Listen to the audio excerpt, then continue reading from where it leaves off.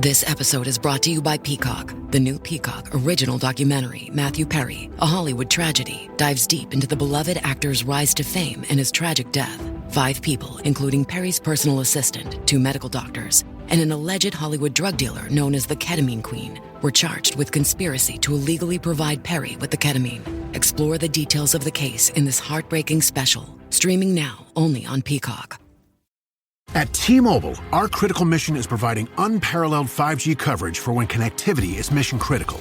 Introducing T-Priority, America's best 5G network experience for first responders, even in times of congestion. More capacity, faster speeds, better coverage.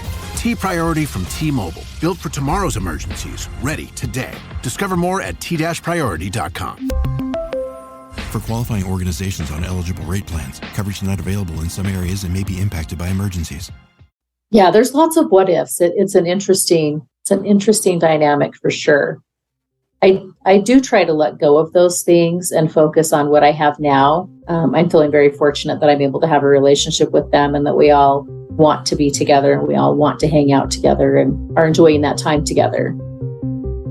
Imagine spitting into a tube, sending off your DNA, and unknowingly turning your life upside down. For me and thousands of others, this is our reality. I'm your host, Alexis Auerselt. In July of 2021, I discovered that I am an NPE, someone who has experienced a non-paternal event. In other words, my biological father isn't who I thought he was. This podcast shares the journeys of people who were shocked by a DNA discovery, mostly through modern DNA testing. We're telling the stories of NPEs, adoptees, and donor-conceived people and their families. This is DNA Surprises. DNA surprises aren't limited to NPEs. In this week's episode, Debbie shares how she always knew she was adopted and later learned her biological father was dead. Little did she know that a consumer DNA test would change everything.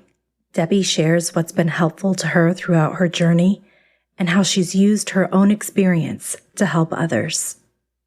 On that note, please stay tuned until the very end of this episode when Debbie and I share a very special announcement.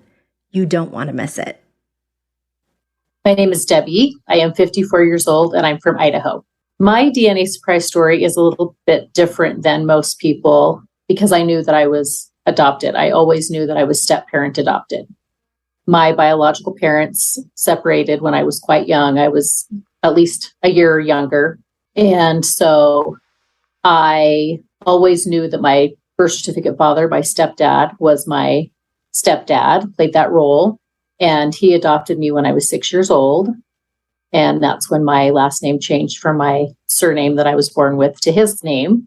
So I also knew my surname from my birth, but I didn't know anything about my biological father. And that's where my DNA surprise comes from. What were you told? You knew you were adopted. What did you know about your bio dad? I have 2 full siblings that are 6 and 7 years older than I am. And they knew a little bit about him, but they were also so young that they didn't have a lot of information either. We mostly weren't allowed to talk about our dad or ask questions. We were kind of told, you have a dad, this is who wants you, who's going to take care of you. And that's the way it is, period. We were told that our biological dad didn't want us, that he wouldn't provide financial support for us. And so my mom and my stepdad had made the decision to have him adopt us and just to be our dad from there forward. So for me, my stepdad and mom got married when I was about 2.5. So he is really the only dad I ever knew. And I only ever knew my biological dad's name and that he might live in Canada. Were you curious about him growing up?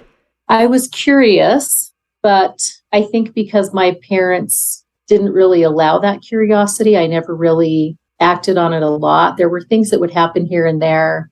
My biological dad was a long-haul truck driver, and there were a couple of occasions when a semi-truck would be in front of our house, and my mom would kind of freak out a little bit.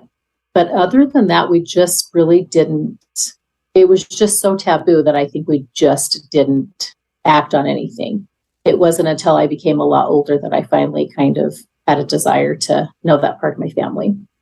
Okay. So once I became an adult, I was probably in my early 20s. My mom told my siblings and I that our dad was killed in a car accident.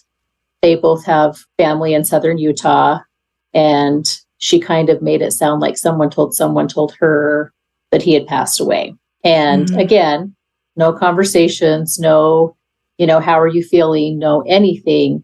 Just, hey, just so you know, this happened. And I think that she felt like that was going to just completely close the door on anything at all. How did you feel when you heard that? It was really upsetting for me. We were at my brother's house for Thanksgiving, and I remember going upstairs and just kind of feeling like, I had the wind taken out of me. I do think that somewhere at that point, somewhere in the back of my mind, I thought there would be a time I would find him. And getting that information sort of made me go, okay, well, now that's not going to be an opportunity I'm going to have. Mm-hmm. So it was really upsetting for me. I didn't discuss it with my siblings. I didn't discuss it with my parents because status quo for us was to just not talk about it.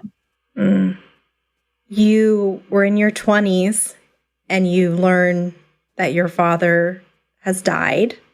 What happens next? Like, do you just go through life accepting that and coming to terms with it? How did you process? I did. I just went through life accepting it and just, lived life as normal. We just didn't talk about it. I mean, I can't even say that enough, how we just didn't talk about that part of our family. We just didn't. It wasn't until I became a lot older and my kids were grown that I thought that I might want to have some information or some connection to that side of my family. And so having gotten the information that my father was deceased, I got married and my husband's adopted. And he has connected with his biological mother. And I think that partially helped me to try to want to find my dad. There's a website called Find a Grave. And I would get on that website and I would search for my dad on the Find a Grave. My dad has a fairly common name, and not knowing his middle name, his birth date, the year he was born, where he might be buried, I wasn't finding any information. So that's when I decided to take a DNA test. I remember saying to my husband, and I've said it many times since then to others, there will be one person in the world that will say one nice thing about my dad.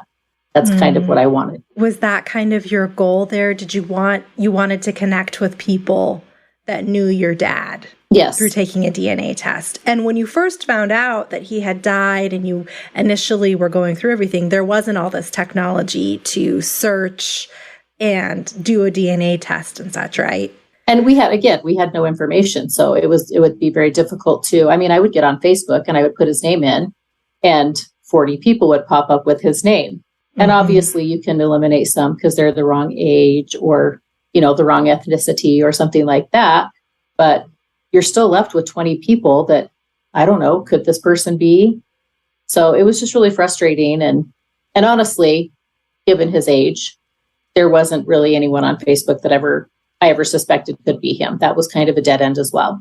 So you took this DNA test hoping to connect with one person who might say one nice thing about your dad. Were you also curious about health information or anything like that? For whatever reason, that was never anything that was a driving force for me. I really just wanted to hear something kind. And my husband got me the test for a birthday or something, and it sat in my closet for a few months. I think that's kind of a common thing sometimes when you're taking a DNA test for a reason. And when nobody was home, I finally spit into the tube, put it in the mailbox, and it was kind of a, okay, I did it kind of thing. Mail the test off. It goes off. I get the results back. I'm like every single other person. I looked at my ethnicity, very normal, nothing unusual. Not that I expected anything unusual, but nothing unusual. I connected with many, many people on my mom's side of the family.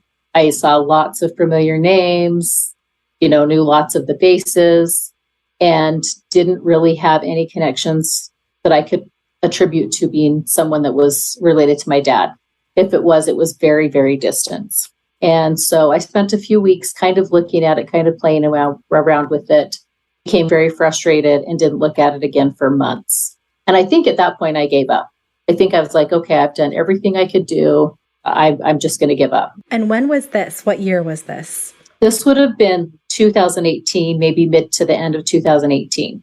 So in January of 2019, I got a message on Ancestry, but for whatever reason, I didn't see it. I didn't open it. I didn't look at it. I just was completely oblivious to it.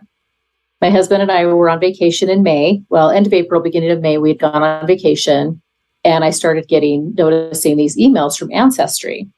And so I opened the first email, and it's from a person who I didn't recognize at all, didn't recognize the first name, the last name.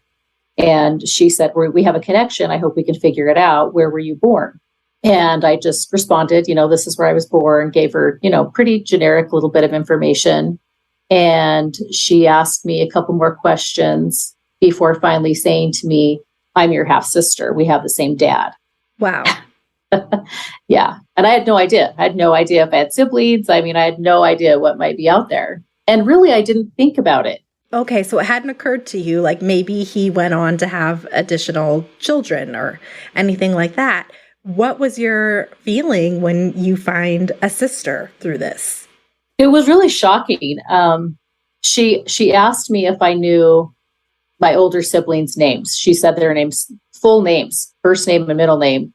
And I remember when my husband and I were sitting having a glass of wine, and I remember looking across the table at him and saying, of course I know their names. How does she know their names? Who is this person? How would she know this information? And at that point, I think that's when I was like, okay, something's up. This is wild, right? Yeah. And so I emailed her back and I said, yeah, they're my siblings, this is who they are. And we were adopted by our stepdad, and I kind of gave her some information. And then it was at that point she said she was my sister. We had the same father. I emailed her back and I said, I had no idea I had a sister. This is insane. I'm in such shock right now. I understand our dad's deceased. And then she emailed me back and said, he's not deceased. He lives here with me in Canada, and you have a brother. Oh my God. Yeah. What are you thinking at that point? It's so shocking. It's so surreal. I don't even know how to describe it. I started crying. I cried for 3 days I just couldn't believe it. It was so insane, so shocking. Did you tell your other siblings at this point, or your mother? So we were out of town when all of this happened. My sister and I emailed back and forth pretty regularly for the first few days until I got home. My brother had a little minor surgery, but was healing and kind of out of it from the medication. So I waited a couple of days until he was feeling better. And then I went to his house and talked to him and told him, and his daughter was there, and his now ex-wife was there at the time. So it was actually kind of nice to have everybody kind of around when I shared the story. He was quite shocked. He said the same thing, our dad's dead. And I said, but he's not. Yeah. And then he talked to our sister, and, we all kind of chatted here and there about it, from there on out. When you found out this information, were you instantly wanting to connect? What were your next steps after learning this? Honestly, the first few weeks are kind of a blur. I was excited to connect with them and talk to them. It was fun to talk to my sister and learn about her and her family and things that she had going on in her life. She was very easy to talk to. I think we connected very well. And then we set up a video chat with my dad. So I got to meet them. It was my sister, my stepmom, and my dad. We met that way before I met them in person later. But what did he have to say about all this? He was very worried that we were mad at him, that we would be angry that he didn't take care of us, that he didn't find us. He, feels like he didn't do his part in raising his children, those kinds of things. They had looked for us. They had some letters and some photographs that they had sent to different places. They tried to send letters to the DMV when they thought we might be old enough to get a driver's license, to see if they could figure out where we might be. They knew we were in Idaho. They had the wrong city, but they did make some attempts. Much like me, he didn't remember. He knew the month and the year we were born, but not our birth dates. He didn't know what our last name had been changed to. And he didn't know what city we were in. So he had, just nuggets of information as well. And this all happened in the late 60s, early 70s when, my mom took us from our the state we had been born into. You know, like you said earlier, there was no internet, there was no social media, there was nothing for them to try and find out where we were. So she was able to disappear with you and he wasn't able to find you. Correct. Yeah. So she moved us out of the state we had been living in. She changed her phone number. You know, back then it was landline. We moved a lot, frankly. We moved a lot. So, you know, we didn't have the same address all the time. She took us away from her family in addition to taking us away from his. So I didn't grow up with really any biological family. It was mostly just my stepdad's family. I think they did that to sort of protect themselves and keep us hidden, if you will. How do you feel about that? Some days I don't feel angry about it, and some days I feel really angry about it. It kind of just depends on the day. Yeah. Have you been able to talk to your mom about it? I have not. So my mom has been ill. She has some dementia, and we as siblings decided not to tell her. We didn't want to make her, you know, make things harder for her. So we've just decided not to tell her. We did tell my stepdad. I think that my older siblings have a better relationship with him since this all happened than I do. I've really struggled with that relationship. What do you mean by that? Have you been struggling? When everything happened, my siblings said, well, you need to tell Dad. I didn't want to tell anyone in the family, frankly. I just wanted to live my life in bliss with, you know, my new family. But they didn't want him to find out another way. You know, they said, you know, if he finds out, it's not us that tells him, that'll be very hurtful.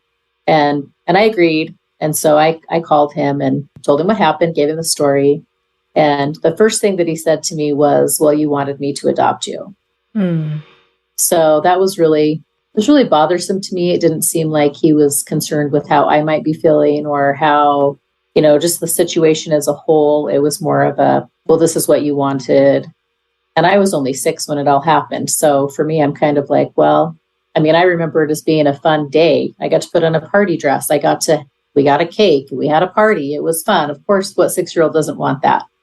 So, no, it's just been really hard. And we don't talk about it. Again, we've gone right back to the way things always were, and we don't talk about it. Do your siblings have any interest in getting to know their biological father? They speak to him on the phone. I don't know if they have an interest in seeing him in person or to the degree that they're where they are. I definitely have more of a relationship and I'm more involved with that family than they are. Yeah, my dad lives in Canada, so it's not easy to get there. You have to have a passport to get to Canada. There's been a lot of rules around COVID and things. And I'm lucky enough that I have the means to do that. So it's a little bit different for me than it is for them. And initially it kind of brought us kind of closer together, but now we're kind of back to how we were, where we don't really talk a ton and we certainly don't discuss our relationship with our parents anymore. We all have our own independent experiences. Oh, it's so interesting. So how is it going for you connecting with your dad? It's amazing. I actually just got home last night from being in Canada. My husband and I went. We've gone twice now. The first time we went, we got to go to the island where my sister lives and spend some time. And this time we went to where my dad and my brother live and spent a few days up there and did a lot of fun things with them, got to spend time with everyone. I got to meet my nephew and his wife for the first time. So it's been really, really great for me. I speak to my dad 2 or 3 times a month on a video chat. I talk to my siblings, we text and those kinds of things. So I'm in touch with them quite regularly. Have you learned anything about that side of the family that has made things make sense for you, like who you are as a person? It's interesting for me that I've always thought that I look like my mom, and I do. I think my sister and I both will look enough like our mom that no one would ever question anything that way. But the more time I spend with my siblings from my dad's side, the more I go, oh gosh, we do look alike and we have similar mannerisms and we think the same things are funny. And my sister and I notice will listen to very similar music and, just things like that. But yeah, I mean, I think I was with a biological parent. So for me, I never really questioned anything like that. You did get some genetic mirroring because you were with your siblings and you were with your mom. Correct. Your whole life. Yeah. Yeah, that was never anything that I felt too strange about. It's frustrating to have not been raised with family, meaning biological cousins or biological aunts and uncles. There just wasn't really much of that around for me. Do you have any of the what ifs, looking back, what if your father had been involved in your life and, you still would have had this step parent, right? You still probably would have had your stepdad, but if you'd been able to have him in your life, do you ever think about what that would be like? I do. I think about that a lot. I wonder if I would feel, as connected as I do now, if we lived in a situation where we were going every other weekend or only on holidays because he lives in Canada. I wonder if I would like my stepmom. I think she's hilarious and she, there's things about her that I love. But as an adult, you can have a different relationship with someone than if you were a child that was being partially raised by someone that's not your mom, so to speak, or even my siblings. My sister will tease my younger brother about how spoiled he was growing up. And so then I sometimes think, I wonder if I would have thought he was spoiled and that would make me not like him or. Yeah. How would you say your feelings are toward your mom now? Yeah, some days are just better than others. Here's an interesting twist in my story that I haven't shared with anyone yet. Oh. So I found out that my dad's an NPE. Well, I found out a while ago, but I got better information while I was visiting. He was raised by his grandparents, the youngest of, I think, 6 or 7 children. And he didn't know that his grandparents were his grandparents until someone called him and said, "Hey, I'm your sister." And I get bits and pieces of it. The story that I sort of got more clarity on this weekend was that his biological mom was kind of a mess, and social services at the time was going to take the children away. And they went to the house, and his older sister, he was just a baby, and his older sister took him and hid in the canal overnight with him until social services had gone and left the house. And then she went to his grandparents and said, "Hey, this is what happened." And they took him in and raised him as their own. Wow.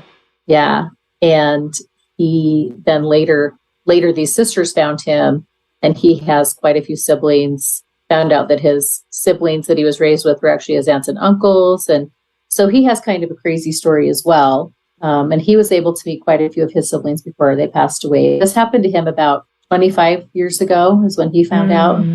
So well into adulthood for him. Well into adulthood for him as well, yes. It's interesting how these are just so prevalent, like DNA surprises of all kinds. And it's almost like generational, even when they don't know. He didn't know that you had a DNA surprise, but... Right. He has a sister that says DNA tests are just ruining the world and they're destroying families. And so we laugh about that. And I say, it's all true. That's all happening. But if without a DNA test, I don't know that we would have ever found each other. I just don't know how we would have ever connected. Right. Absolutely. Especially because you had accepted the fact that he was gone. What are some things that have helped you work through this experience? Your story is so unique in the sense that, you're not an NPE. You knew you were adopted, but you also grieved the loss of someone who then came back, so to speak, in your mind, right. But also had to grieve the loss of a relationship that you didn't have because you thought he was gone. So it's just really interesting and complex. And I'm wondering how you've been able to work through that. I would say the first year I just sort of walked around on a cloud. I think I was just so oblivious to all of this stuff. And I was just so happy about everything that I didn't really even think about my feelings or my emotions. I just was on cloud 9. And then after about the first year, I crashed. I just didn't know what to do with all those feelings and all those emotions and the anger and the frustration and the what ifs. And so I went to therapy for a while. I know that a lot of people have said they want a therapist that's specifically, geared towards DNA surprises, and that's a new thing. I frankly looked for someone to help children with trauma because that's what it felt like was a childhood trauma, even though it took me the longest time to accept that I had some childhood trauma. So I worked with a family therapist. She was amazing. She had a lot of helpful tools and things like that. I was able to get a copy of my adoption file. So when I heard my mom's side of the story and my dad's side of the story, my biological dad's side of the story, I was able to sort of put the puzzle together with the documents and see. I think that might have made me more angry at my mom rather than less angry. How so? I feel like there's a lot of untruths in the documents. I feel like there's a lot of, manipulation in order to get the adoption legal. Este episodio es presentado por Honda. Descubra la nueva Honda Passport Trail Sport Todoterreno. La Passport más todoterreno que Honda haya imaginado jamás. Esta Passport cuenta con mayor altura al suelo, barras de techo en todas sus versiones y neumáticas especialmente diseñados para cualquier terreno. Además, disfruta todos tus viajes con el control de clima de 3 zonas, techo panorámico y opciones como asientos delanteros con calefacción y ventilación. Conoce más en honda.com/passport. Support comes from ServiceNow. We're for people doing the creative work they actually want to do. That's why this ad was written and read by a real person and not AI. You know what people don't want to do? Boring, busy work. Now with AI agents built into the ServiceNow platform, you can automate millions of repetitive tasks in every corner of your business, IT, HR, and more, so your people can focus on the work that they want to do. That's putting AI agents to work for people. It's your turn. Visit servicenow.com. I was able to get a copy of my original birth certificate with my biological dad's name on it. And that was pretty healing for me to see that his name on there. Yeah. Yeah. And I had already been in the process of becoming a life coach, and I have since become certified, and I've been coaching for a few years now. So I'm helping other people like us in these situations. And that can be quite helpful, obviously, when you're helping others that have a similar situation to you, and you can see them feeling better or help them talk through things. That's a really nice thing. So that's really interesting to me. So you were already becoming a life coach, and then this happened and you were like, here's an opportunity. Here's a niche, right, of people that need help, because like you said, there really aren't a ton of therapists that specialize in this. I know when I went through mine, I couldn't find anyone in Arizona who specialized in DNA surprises or NPEs, and we'll probably start seeing more of it. But as a life coach, you can help people everywhere, right? You aren't limited to your state. Correct. And I think there's always a blessing that can come out of negativity. And I think with COVID, Zoom calls are much more prevalent, and, doing things that way have become much more prevalent. So I have a life coach that I've worked with off and on for 10 years. I continue to work with her. She's been amazing in this with my journey with everything. And that's how we've always done it, is via phone call or via Zooms. She doesn't live in the same state I do. So it's something that I'm quite used to doing anyway. But I think with COVID, people just being more accepting of it and it being more of a normal thing is really, really nice. So generally, I do everything over Zoom. Okay. So if people are interested in your life coaching, where can they find you? I am on Instagram. My organization, my coaching is called DNA Surprise Network. So I have a website, dnasurprisenetwork.com, or Instagram, DNA Surprise Network. There's a link on my website and on my Instagram where they can make an appointment with me, reach out to me. If anyone has any questions or any, just wants to chat, feel free to reach out. And there's some resources on my website, podcasts, books, different things like that I found helpful as I've been going through my journey. Very, very interested in listening or reading memoirs right now. So there's some great books on there that are kind of fun to read. Awesome. Okay. Now I'm really interested in your perspective on this as a life coach, and also with such a unique DNA surprise journey. What advice would you have for someone, a parent, who is keeping a DNA surprise from their child? Ultimately, I believe the best choice is to tell your child. I know that that's a very, very difficult thing to do. And I don't know that I would, grab my 5-year-old and say, hey, your dad's not your dad, or, something like that. But I do think that there are people in life, like therapists, that can help you, figure out the right time, the best way to do it. I also believe that your child might be upset and angry with you, but I think ultimately in the long run, the truth is the best way to go. And at least they will have heard it from you instead of someone else. And what advice would you have for someone who just uncovered a DNA surprise? Go slow. It's really hard not to jump in with both feet, but sometimes that can be hazardous, if you will. I just would invite them to go slow. Okay. We have an announcement. I feel like we need like a drum roll. Da, da, da, da. Yeah. So Debbie and I have actually connected previously. We connected on social media, we met at a healing retreat, and since have connected and formed a friendship and a bond over our similar experiences and our desire to help people through the work that we're doing. Mine through the podcast and Debbie through her coaching. And Debbie, do you want to say what's coming up? So, as Alexis said, we just really bonded when we met in person, but we have decided to host our own healing retreat. So DNA Surprises podcast and DNA Surprise Network have joined together, and we are going to hold our inaugural DNA Surprise retreat in 2023, May 4th through the 7th in my hometown of Tucson, Arizona. And we are so excited to bring this to everyone. We believe in the power of connection and healing, and we're going to offer sessions on trauma, grief, self-compassion, self-care. There will be food, fun, and really the goal is to focus on acknowledging what's happened to us and then empowering ourselves to heal and move forward. Our slogan for this is a bridge to healing, because day one is going to center a lot on the initial aftershock of a DNA surprise and the emotions that we feel as we go through that.